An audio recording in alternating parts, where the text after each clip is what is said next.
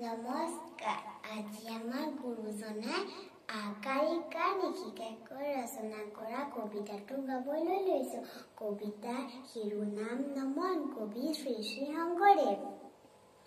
কৰতল কোমল কোমলতল নয়ন, ভৱদব দহন গহন বন শয়ন, নপৰ নপৰ পৰ সতৰত গময়, সভয় মভয় ভয় মমহৰ হততয়, খৰতৰ বৰসৰ শতদশ বদন, খগচৰ নগধৰ ফণাধৰ হৰণ, জগদঘ মোপহৰ ভৱভয় তৰণ, পৰপদ লয় কৰ কমল জনয়ন।